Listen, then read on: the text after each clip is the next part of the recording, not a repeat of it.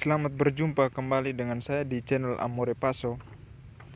Kali ini saya akan menjelaskan tentang habitus dan habitus yang menjadi hasil dari keterampilan dan juga habitus dalam kehidupan orang-orang Kristen.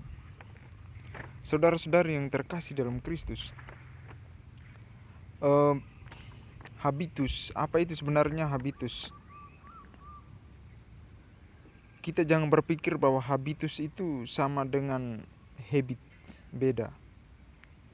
Kalau habit itu adalah suatu cara untuk mendapatkan habitus. Sedangkan habitus itu merupakan sebuah disposisi atau sikap atau kecenderungan yang menggerakkan dan mengatur praktek hidup kita dan mempunyai representasi menuju atau mengarah pada sebuah tujuan tertentu. Saudara-saudari yang terkasih, yang dimaksud adalah kita harus mempunyai modal budaya yang sudah dapat menjadi habitus. Misalnya kalau orang terbiasa untuk berbahasa Inggris, maka ia akan lancar bahasa Inggris. Misalnya orang selalu main komputer atau mengoperasi komputer, maka ia akan ahli dalam komputer. Misalnya seseorang sering berdoa, maka ia akan ahli dalam berdoa. Kalau orang sering membantu, maka ia ahli dalam aksi sosial atau suka membantu. Saudara-saudari yang terkasih, analoginya seperti ini. Ibaratnya kalau kita main piano. Kalau kita main piano itu kan awalnya kita hanya menekan do, re, mi, fa, sol satu persatu. Tetapi karena berkat latihan terus menerus, maka kita akan menjadi lancar. Tidak hanya main do, re, mi, fa, sol, la, si, do, tetapi kita sudah terbiasa, sudah lancar. Dan ketika seseorang memberikan lagu atau partitur kepada kita, maka kita tidak perlu lagi melihat not dan lain sebagainya, tetapi dengan otomatis dia bisa mengiringi sebuah lagu. Itu namanya habitus. Jadi ada latihan-latihan yang mengarah pada kebiasaan untuk bisa menanggapi situasi atau lagu yang ia terima. Tidak harus ia pikirkan dulu ini bagaimana, tetapi dengan secara langsung prakteknya langsung bisa, karena sudah membentuk habitus.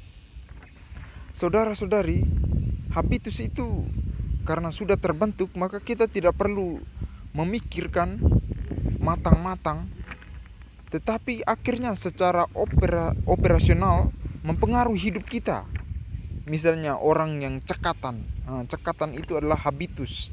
Atau orang yang disiplin, itu habitus. Orang yang jujur, itu habitus. Maka saudara-saudari yang terkasih, jika orang itu korupsi, sulit sekali untuk diubah karena telah menjadi habitusnya. Misalnya orang itu malas berdoa, itu sulit sekali. Tidak sering berdoa, sulit sekali untuk kita ajak berdoa.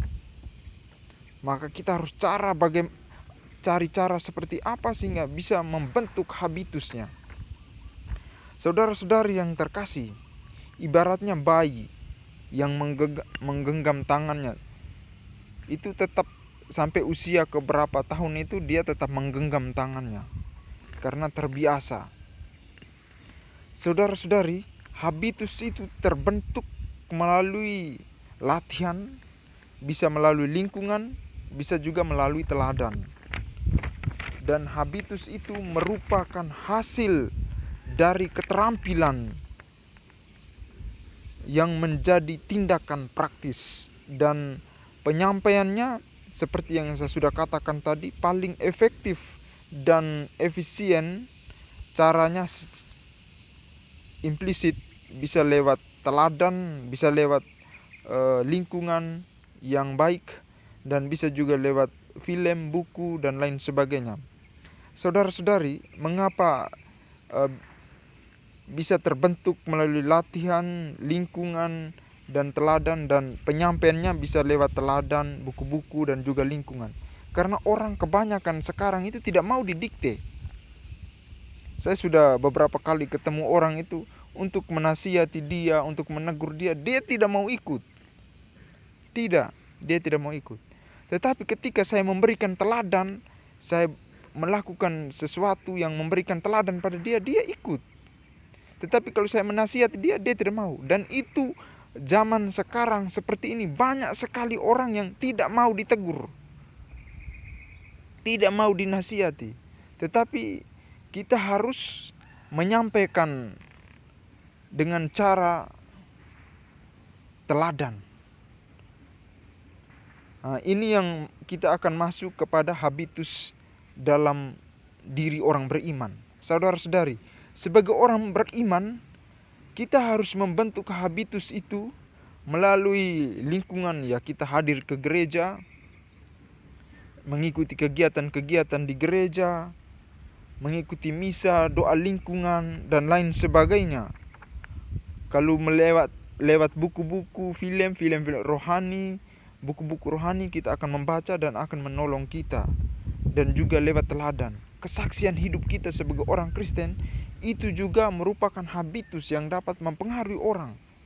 Kita hidup jujur, hidup baik, toleran, terbuka, menolong sesama. Nah, itu akan mempengaruhi dan memberi teladan bagi orang lain untuk mengikuti sikap-sikap kita sebagai orang-orang Kristen atau orang-orang Kristen Katolik.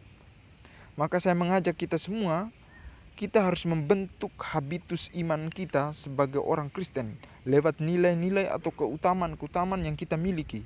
Misalnya kita harus jujur, hidup baik, toleran, terbuka, suka menolong orang lain, suka membantu. Itulah habitus-habitus yang harus kita bentuk sebagai orang Kristen.